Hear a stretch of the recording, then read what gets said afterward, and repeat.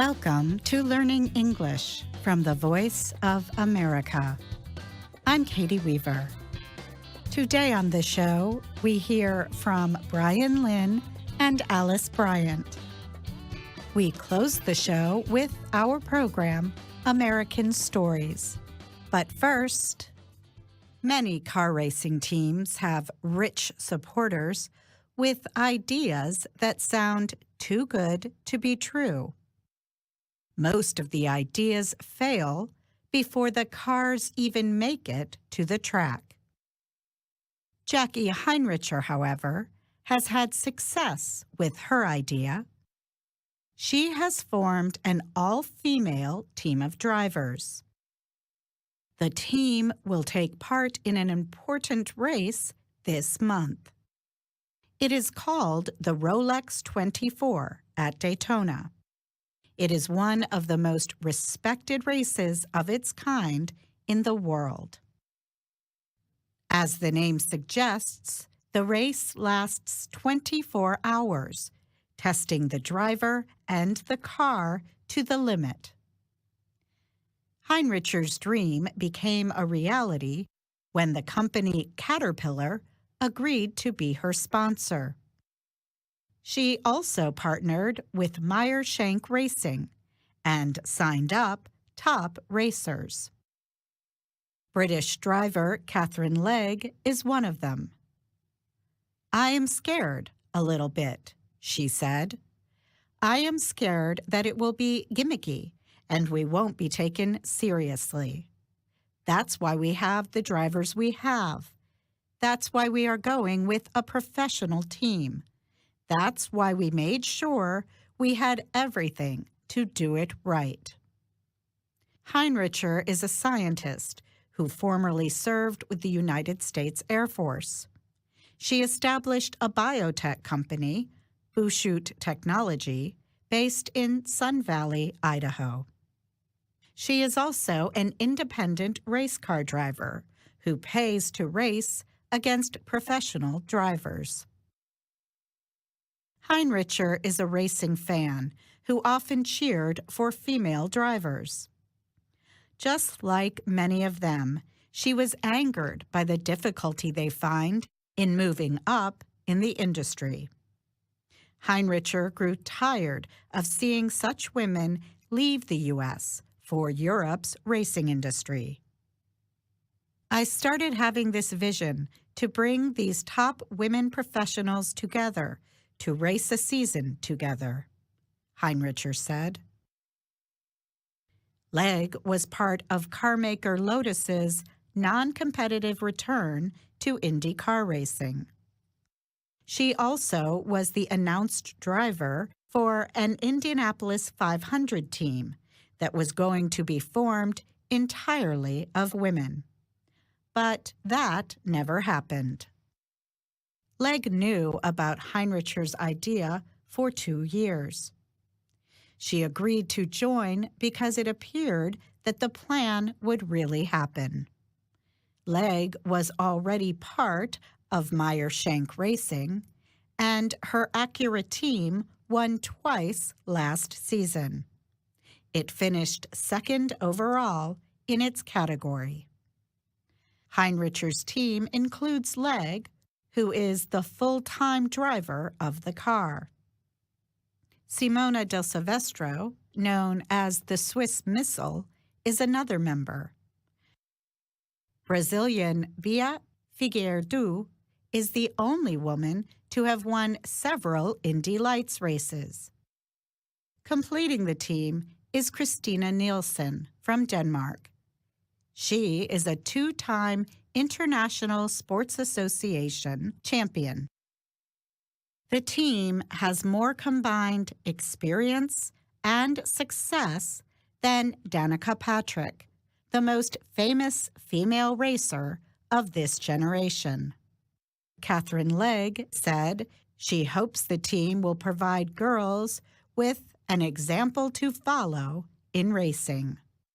Nielsen said she and Legg like to repeat the saying, "Once you are behind the wheel, the car can't tell if it is a man or woman driving.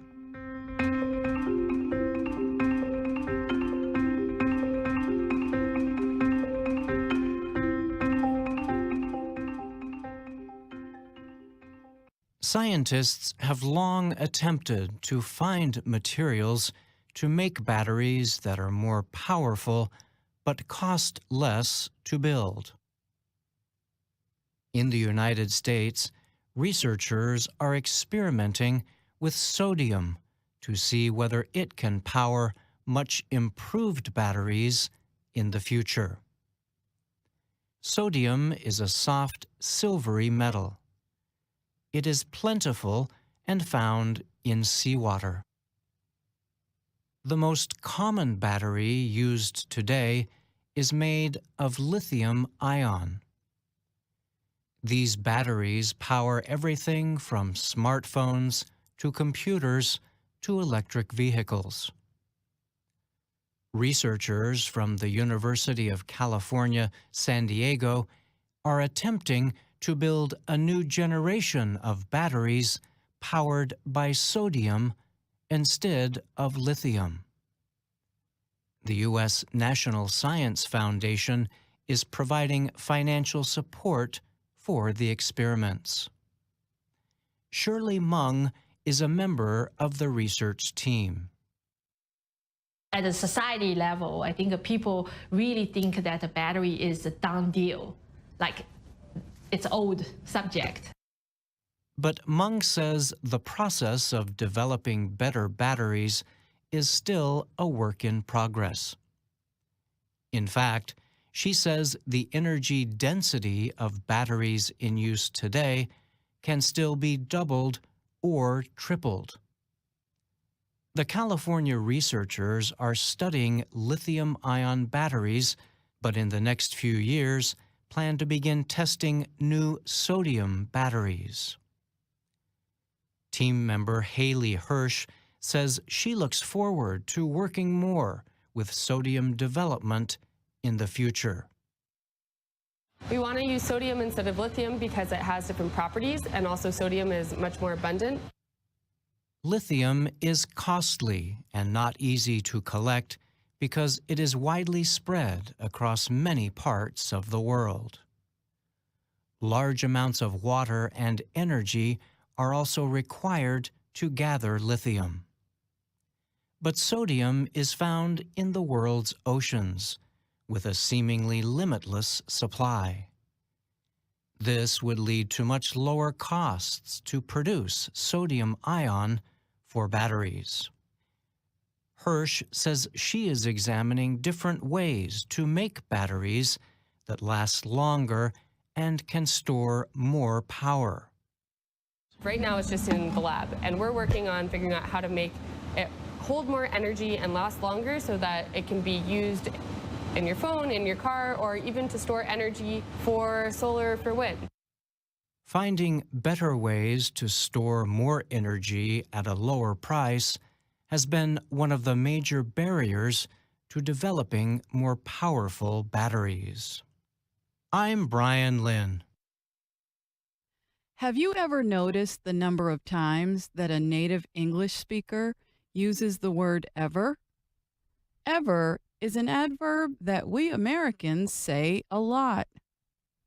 Here's today's question from Zanoni in Venezuela. Hello, I would like to get some tips about the right usage of the adverb ever. Thanks in advance. Hello, Zanoni. There are many ways to use the word ever, but some of them are very formal, less modern, or more common in British English. So it might help more if I tell you how Americans most often use the word. There are a few ways we use it. The first way means at any time. For this meaning, we often use it in question form. Have you ever visited Zanzibar? Do you ever wonder how you will look in 10 years? What is the best film you have ever seen? Note that the third example uses the superlative adjective best. We can also use ever in statements, such as when you are describing something with a superlative or comparative adjective. The Ring is the best horror film I've ever seen. The cost of living is higher than it has ever been. In negative statements, we can use the term not ever to mean not at any time. But never is much more common. Listen to the following sentences that have the same meaning. He doesn't ever let his mother finish speaking. He never lets his mother finish speaking. But with negative words like nobody, no one, rarely, and hardly, we use ever instead of never. Let's listen. No one here ever cleans up after themselves. I rarely ever carry money with me. Americans also use ever in the expression ever since. It means continually or often from a past time until now, which is similar to the meaning of since. But using ever adds strength to the statement. Listen. Ever since I started stretching, my back has felt much better. You can also say it like this, with the same meaning. My back has felt much better ever since I started stretching. And that's Ask a Teacher. I'm Alice Bryant.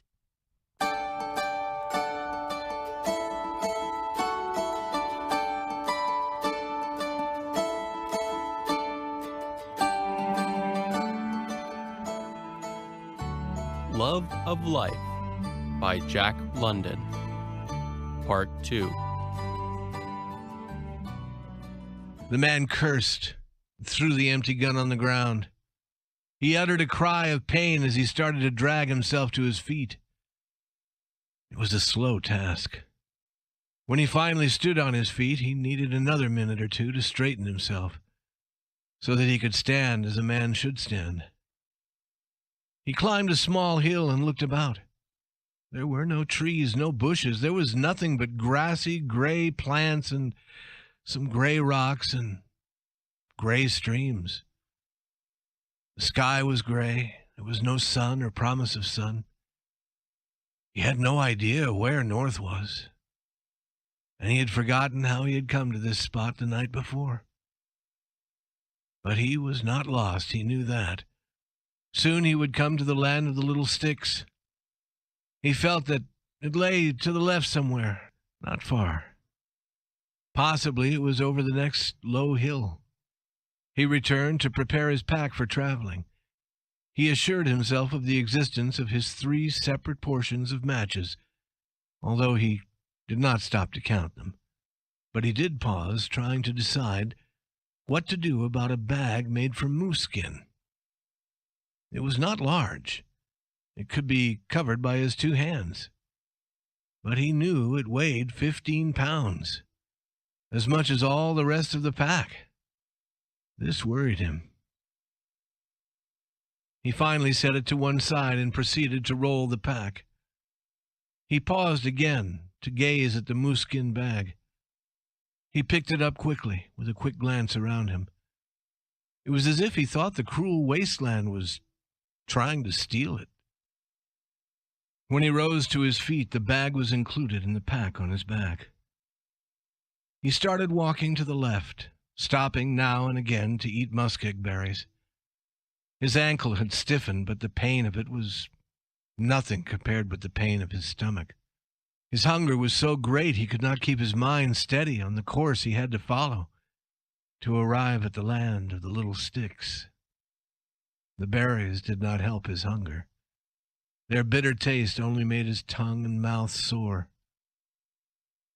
He came to a valley where some birds rose from the rocky places. "Cur, cur, cur," was the sound of their cry. He threw stones at them, but could not hit them. He placed his pack on the ground and followed them as a cat advances on a bird. The sharp rocks cut through his trousers until his knees left a trail of blood. But the hurt was lost in the pain of his hunger. He moved his body through the wet plants, becoming wet and cold in the process. But he did not notice this, so great was his desire for food.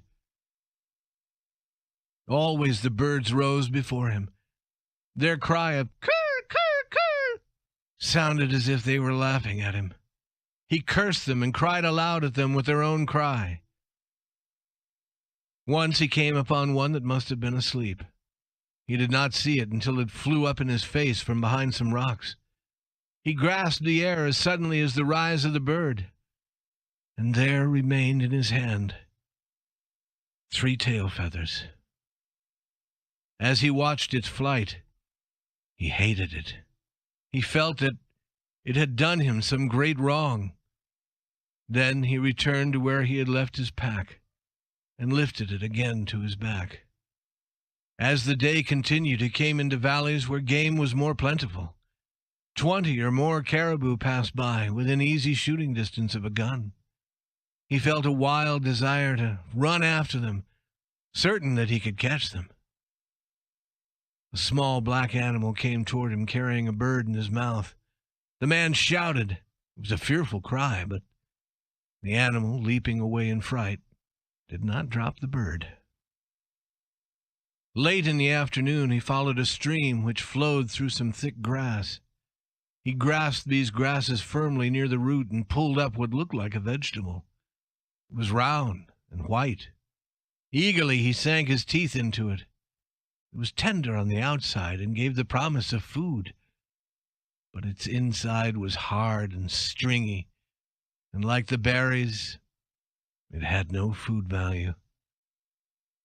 Nevertheless, he threw off his pack and went among the grasses on his hands and knees, eating the grass like a cow. He was very tired and often wished to rest, to lie down and to sleep. But he was led on, not so much by his desire to find the land of the little sticks, as by his hunger. He looked into every pool of water, searching without success for things to eat. Then, as the night darkened, he discovered a single small fish in one of these pools. He plunged his whole arm in, but the fish escaped his grasp. He reached for it with both hands and stirred the mud at the bottom of the pool. During his excitement, he fell in, getting wet as high as his shoulders. Then the water was too cloudy with mud to allow him to see the fish. He was forced to wait until the mud had again settled to the bottom. Then he tried again, until the water was again filled with mud, but he could not wait. He took a tin container from his pack and began to empty the water from the pool. He threw it out wildly at first, and so short a distance that it flowed into the pool again. He worked more carefully, trying to be calm, but his heart was pounding and his hands were trembling. At the end of a half an hour, the pool was nearly dry. Not a cupful of water remained. And there was no fish. Then he discovered a narrow opening among the stones through which it had escaped into a larger pool, a pool which he could not empty in a night and a day. If he had known of the opening, he could have closed it with a rock before he began, and the fish would have been his. Thus he thought, and he sank down upon the wet earth. At first he cried softly to himself, and then he cried loudly to the uncaring wasteland around him. He built a fire and warmed himself by drinking hot water. Then he built a camp on the rocks as he had done the night before. The last things he did were to be certain that his matches were dry and to wind his watch. The blankets were wet. His ankle pained him, but he knew only that he was hungry. Through his restless sleep he dreamed of feasts and food, served in all imaginable manners. When he awakened, he was cold and sick, There was no sun. The gray of the earth and sky had become deeper. A cold wind was blowing, and snow was whitening the hilltops. The air about him grew white with snow as he made a fire and boiled more water. But it was wet snow, half rain. At first it melted as soon as it hit the earth, but it continued falling, covering the ground and destroying his fire. This was a signal for him to put his pack on his back and struggle forward. He knew not where.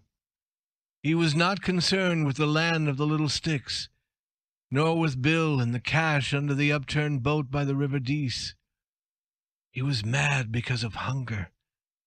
He did not notice the course he followed, except that it led him through the bottoms of the valleys. He felt his way through the wet snow to the watery muskeg berries, and was guided by touch as he pulled up the grass by the roots. But it had no taste, and did not satisfy his hunger. He had no fire that night, nor hot water. He pulled his blanket around him to sleep the broken sleep of hunger. The snow became a cold rain. He awakened many times to feel it falling on his upturned face. Day came. It was a gray day with no sun. It had ceased raining. The sharpness of his hunger had departed. There was a dull pain in his stomach, but it did not trouble him so much. He was more in control of himself, and once again he was interested in the land of little sticks and the cache by the River Dease.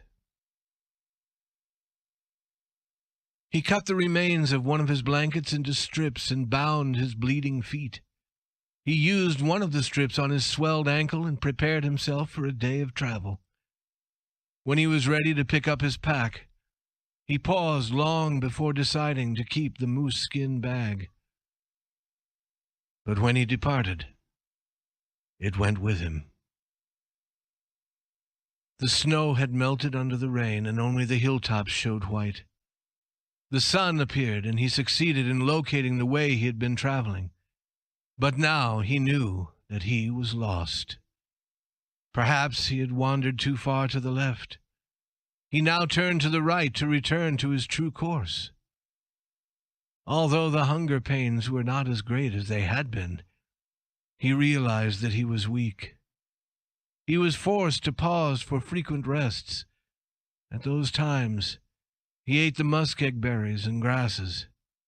His tongue felt dry and large, and it tasted bitter in his mouth.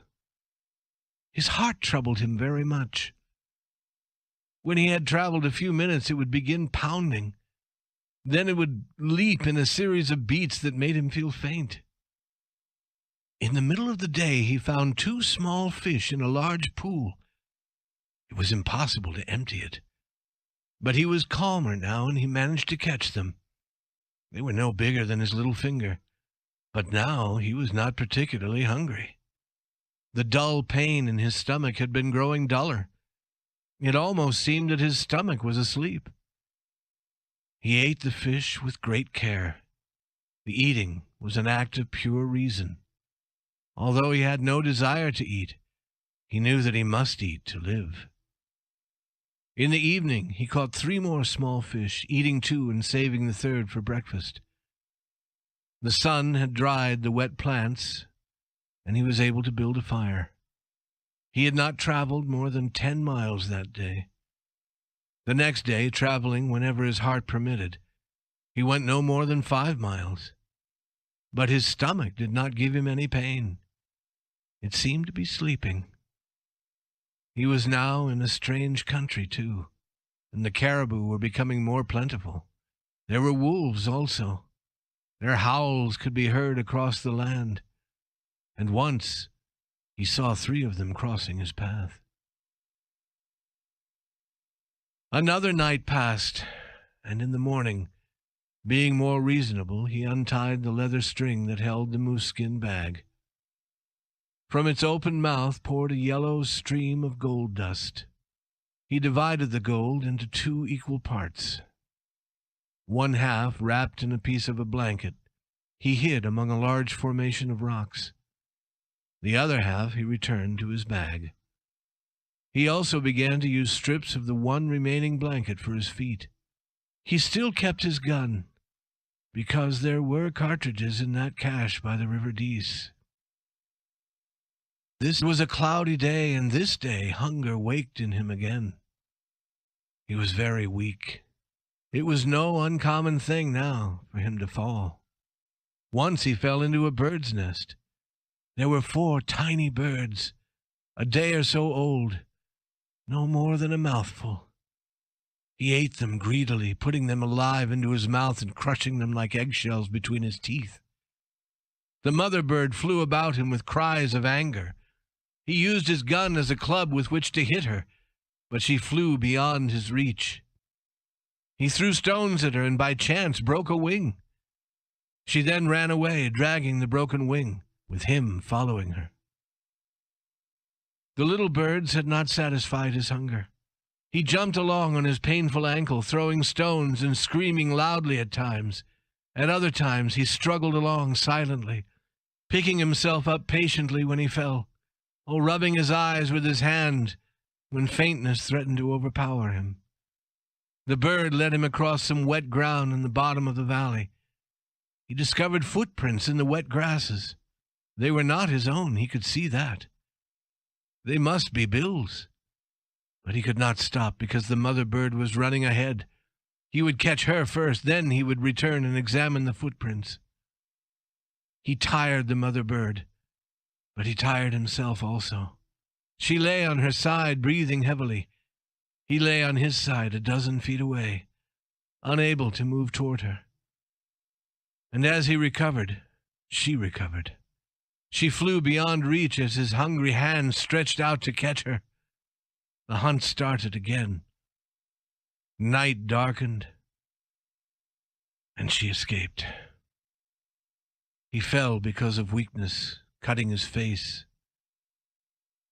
He did not move for a long time. Then he rolled on his side. He wound his watch and lay there until morning. It was another gray day. Half of his last blanket had been used for foot wrappings. He failed to find Bill's trail again. It was not important. His hunger drove him on. He wondered if Bill too were lost. By the middle of the day, the weight of his pack became too great. Again he divided the gold, this time merely pouring half of it on the ground. In the afternoon, he threw away the rest of it. There remained now only the half of the blanket, the tin container, and the gun. A hallucination began to trouble him. He felt certain that one cartridge remained. It was in his gun, and he had not seen it. However, he knew all the time that the gun was empty. But the hallucination continued. He fought it for hours. Then he opened his gun eagerly, only to find nothing inside. He struggled ahead for half an hour when the hallucination arose again. Again he fought it, and still it continued. To give himself relief, he again opened the gun and found it empty. At times his mind wandered even further, but these moments away from reality were brief, because always the pains of hunger forced him to return. Once, as his mind was wandering, he was returned to reality by a sight that almost caused him to faint. Before him stood a horse. A horse! He could not believe his eyes. A thick cloud was in his eyes, flashing with points of light. He rubbed his eyes fiercely to clear his sight. Then he saw before him not a horse, but a great brown bear. The animal was studying him with curiosity.